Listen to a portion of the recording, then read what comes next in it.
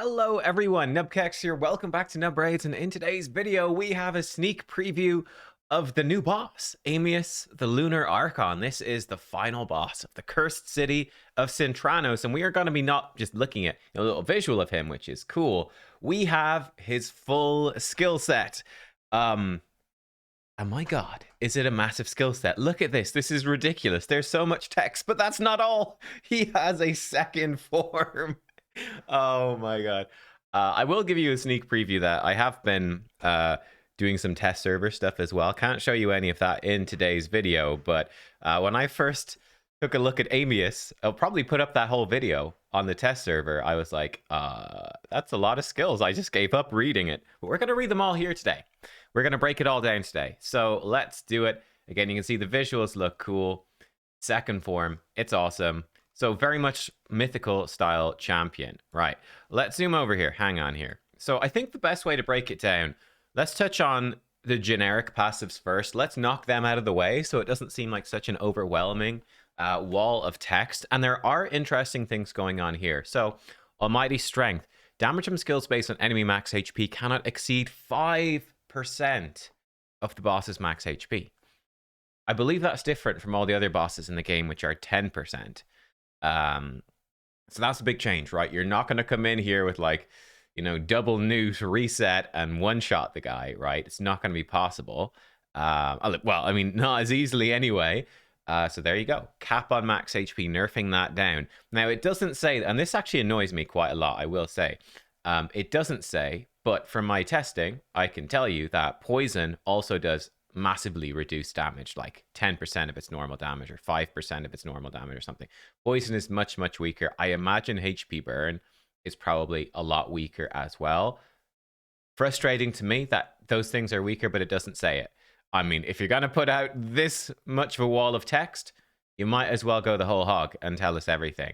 But that's not a unique problem to Amius. That's a problem.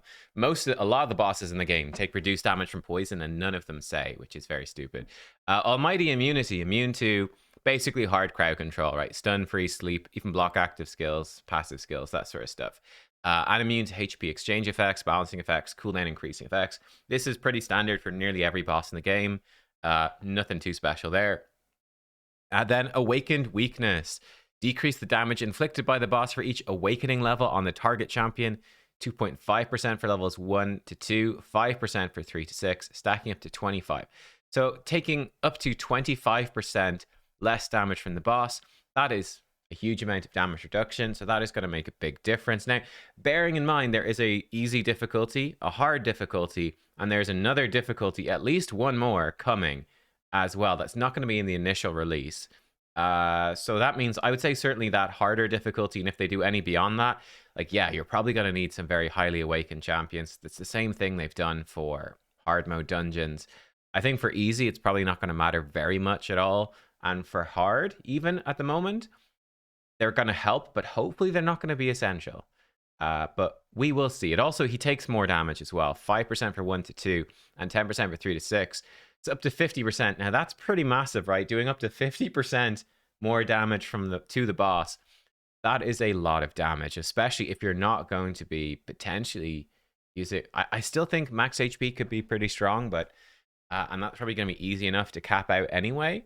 And probably super easy to cap out, but still, awakenings could be very important. Personally, I hate this stuff. I hate it. The reason I really hate it is that awakening already makes the boss take more damage because your champions are awakened. You don't need another thing making it do more damage. It already does that. So that annoys me. It's just a sort of yeah, it's just an artificial difficulty. So I strongly dislike that in both the hard modes and here. At least in hard mode dungeons, it hasn't been too impactful. We'll hope for this as well, but who knows? It's bad design. Either way, doesn't matter how good it is or whatever. Let's look at his active skills then, and then we'll come to his passives.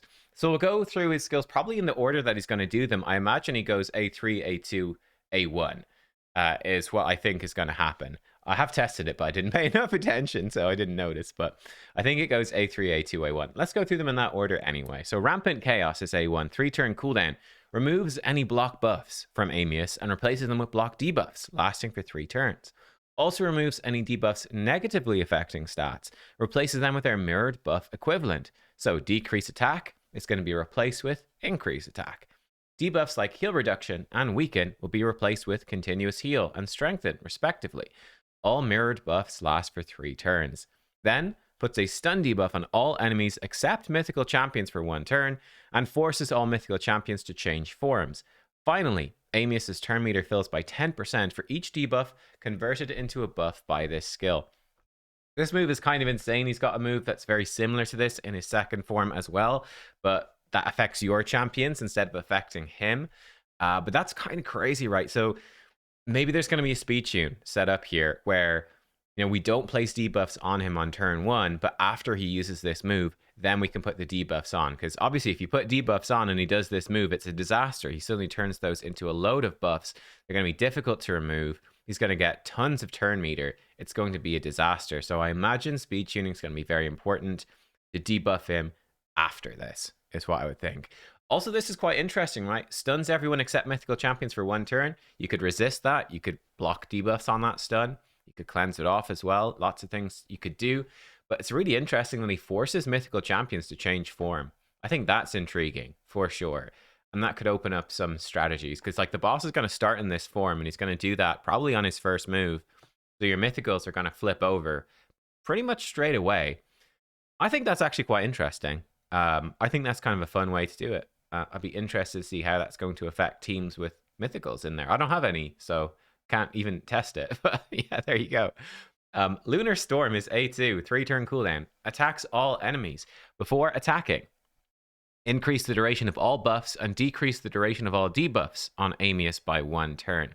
Heals him by 20% of his max HP. Heal increases by 5% for each buff that has its duration increased, and fills his turn meter by 10% for each debuff that has its duration decreased. Again, that's quite tricky. He's going to potentially get a ton of turn meter, so this is very nasty, really. I would say heal reduction actually becomes really important here. Funny enough, heal reduction finally has its time to shine because the boss is doing a massive amount of healing. So, maybe, I don't know. Do you even try to fight this boss with no debuffs? Is that too crazy because of the turn meter he's going to gain? That's a pretty insane one. AoE attack as well.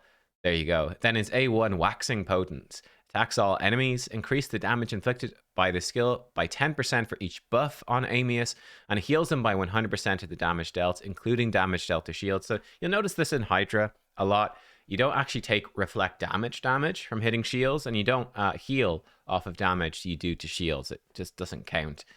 He does heal off. I don't think he's going to take reflect damage, which kind of sucks. That'd be fun, but it doesn't seem like it. Bring reflect damage back in. Make it useful, right? Let's do it. But yeah, so there you go. So this boss, he's, you know, very strong with if you put debuffs on, he's going to be cleansing them off. He's going to be turning them into buffs, extending the buff duration, removing debuffs even more. And then he smacks really hard that more buffs that he has. So be really careful with putting debuffs on him because of this rampant chaos. And there you are. He also heals a ton. So heal reduction might become important. Let's look at his passives then that we haven't touched on so far. 2 passives then, in addition to the basic ones. Robed in Moonlight. Whenever an enemy is healed, Amius also heals by 25% of the value of the original heal. Doesn't work on heals from swapping HP and equalizing HP. Again, he's going to do a lot of self-healing. Heals him by 100% of the damage inflicted against shields. We already touched on that. If a shield is removed by damage, Amius will heal equal to the full value of the shield. Whenever an enemy decreases a skill's cooldown with an artifact, accessory, mastery, or skill, also decreases the cooldown of Amius's Archon's Ascendant's passive by 1 turn, which is the next one. So we'll touch on that in a second. But yeah, that becomes pretty rough, like reflex stuff, especially. That could really throw things off. If you're going to need a speed tune for this, it's going to probably necessitate like very specific builds to not have any masteries and things that are going to reduce cooldowns. It's also, you know, there's with a skill. So if you use like a Yumiko to reset or something like that, it's going to make his Archon's Ascendants pop up faster. Maybe that's something you can exploit with a skill, something that's consistent. I'd say the randomness of the artifacts and masteries and stuff, it's probably going to make it most likely not work, which is Yeah, that's a pretty big thing, especially for like these max HP nukers that often would be running like reflex or something. So let's take a look at Archon's Ascendants. The final passive then, it's just 4-turn cooldown. And he does have a passive, revives him. Let's actually go with the active first. So at the start of Amius's turn, place an Eclipse buff on him for 3 turns. The buff cannot be removed, transferred, spread, or have its duration increased or decreased. Okay? It's on a 4-turn at the start of the battle whenever he transforms. So he basically just gets this buff. I believe then he just does each move once, and then it's going to make him transform into his second form. I'm pretty sure that's how it works. I think that's basically how it works. Passive effect then revives Amius with 30% HP, 50% turn meter when killed under an Eclipse buff. This effect only activates if he is killed in his alternate form. So you have to kill him in his base form, otherwise he's going to revive. I mean, unless you block revive on him somehow. That would be pretty nasty, right? You definitely don't want him coming back. That is scary. So again, that is going to be a challenging thing to set up to kill him. And is, yeah, like how do you organize that? I don't know, but that's kind of crazy. Let's take a look then at the alternate form. We'll go down to the passives first. I'll move me out of the way, but it's pretty much the same. We've got the same awakening thing, immune to that, the 5% max HP. Okay. Let's look at it. He only has one other passive. Let's touch on that first while we're here, shall we? Scarlet Eclipse reduces the amount of healing that enemies receive by 50% when Amius is under an Eclipse buff. That's quite nasty. Again, you're just taking half healing. Ignore shield, block damage, and unkillable buffs when he's under an Eclipse buff.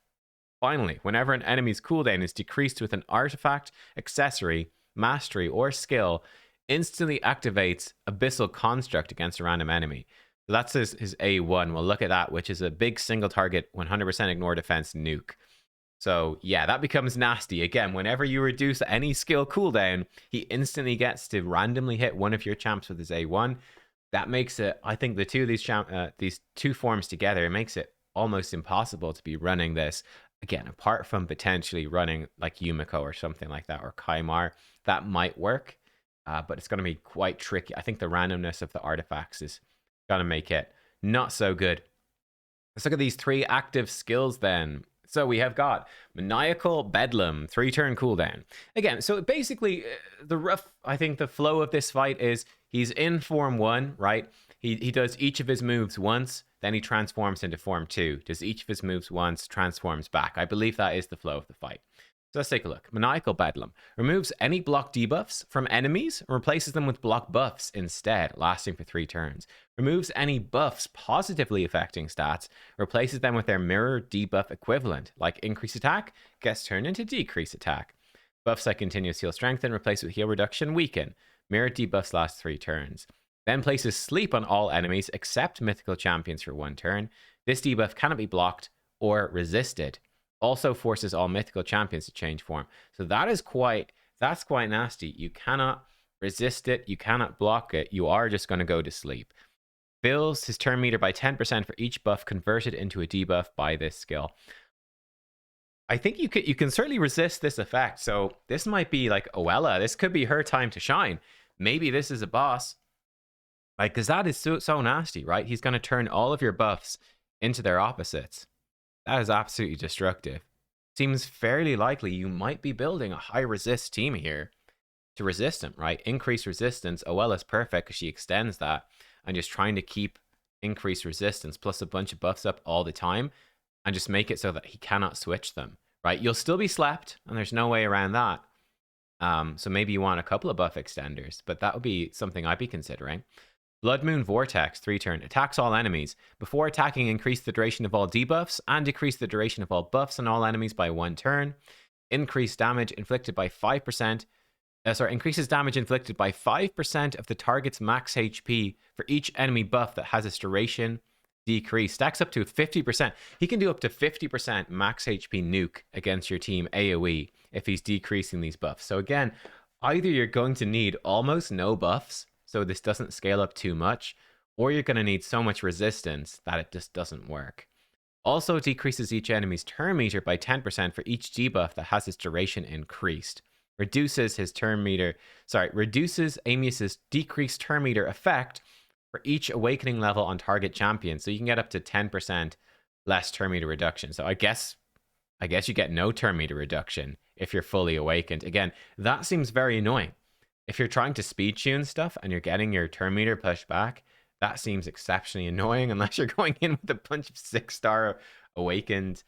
I guess not. I guess not. Like, stacks up to 10%. No, 2%. Yeah, sorry, it does. It stacks up. Yeah, so you need to be 6-star awakened to fully resist the turn meter stuff. That's quite annoying. Again, this leads me to feel like increased resistance is my way to go. Abyssal Construct attacks one enemy 2 times, ignores 100% defense.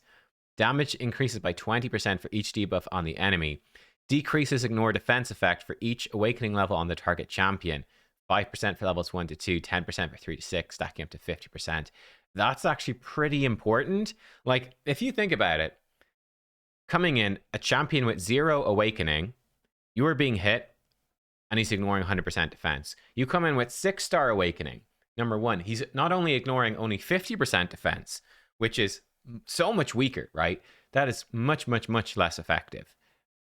But also, you know, you're also taking 25% less damage. So you've got a 25% damage reduction, and 50% ignore defense isn't happening to you if you're 6-star awakened. So that's a massive, massive, massive difference. I think that's a much bigger difference than with any of the hard mode bosses, really. So yeah, there you go. But that's all of his skills. So simple enough in theory. He's got Form 1, which is really supportive. He's removing debuffs from himself, boosting his turn meter loads, and healing himself a ton. Then he switches into Form 2. He's trying to strip off all your buffs, and he's hitting you really, really hard. He's not even trying to strip them off. He's turning your buffs into debuffs and hitting you really hard. Yeah, it's quite nasty, actually. So obviously you're going to need some form of damage in there. We'll see exactly what that ends up being. But to me, my initial thought is definitely like a resist stacking team. So you can resist his Form 2. Yeah, simple enough. Just have loads of buffs up so you can survive all that damage. You'll be able to do lots of damage. And then maybe some sort of speed tune to debuff him in Form 1 at the right time. But I'm not fully sure about that. I don't know. What do you guys think? Or maybe you just have it speed tuned so you only debuff while he's in Form 2. Tricky. If you only have to beat him once, I mean, that's something that's worth noting as well. I don't know if you have to farm this boss or not. I think you don't. I think you just have to beat him the one time, which means that you could play on manual and you could only debuff him in Form 2. Right? You could manually control it. You might not have to set up like this really careful speed tune. In that sense, you might be able to play this on manual, and that might be intended. If you do it once per month, it's not so bad, right? So, yeah, I don't know. Let me know. What do you think of Amius the Lunar Archon, though? It's an absolute wall of text. There's so much stuff going on here. Yeah, he certainly seems super intimidating at first glance. There is absolutely no question. Yeah, my initial thoughts is, again, I'd probably be trying a resist stacking team to try to survive through this. Maybe bring in just heal reduction. Like, if you can survive and just keep heal reduction on him, I don't know. How many good heal reduction champs are in the game? Huh. Let's take a gander. I've brought up Hell Hades here. 100% heal reduction. We've got Pinthroy. He'd actually be pretty good. He gives increased accuracy as well. Increased accuracy, heal reduction, and he heals you and keeps you alive. Like, with a high resist team, that increased accuracy, he could actually be very strong. Ghostborn. Okay. They'll miss Annie. Morrigan does it with the passive. So she'd actually be super consistent. And I think it can't be removed by Morrigan. Hang on. I think so. I don't actually have the game open.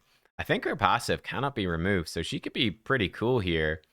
She also steals buffs. Well, he doesn't buff himself. He just... Well, he does. He does buff himself. So you could potentially do that. She can also put decreased accuracy. Morrigan could be absolutely amazing, right? Keeping decreased accuracy out. Speed boosting you. Heal reduction for 2 turns that cannot be removed, transferred, spread, or have its duration increase. So she stands out to me as actually, Morrigan could be really strong here. She was the Halloween fusion, not this year, but last year, right? Finally, her time to shine? Could well be. This was decreased speed A1. So that could be a bit tricky. Like, you might have to speed tune it carefully. But that's interesting. Decreased accuracy is obviously the important companion to... yeah, plus the buff. Okay. More to... And there's a lot of not great options. Skull Lord, I think, is not super reliable. Like, we'd want to be checking which ones are reliable.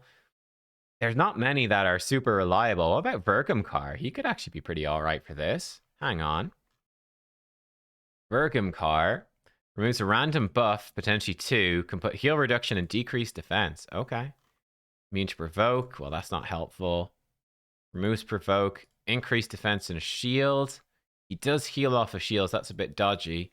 And he can stun. That's not very useful. He does have resist in all battles. This is a 3-turn cooldown, heal reduction, decreased defense. I mean, he might be okay. Really interesting. Not a ton of very strong options. And then you've got, you've got some of these. Venomage would be a strong one.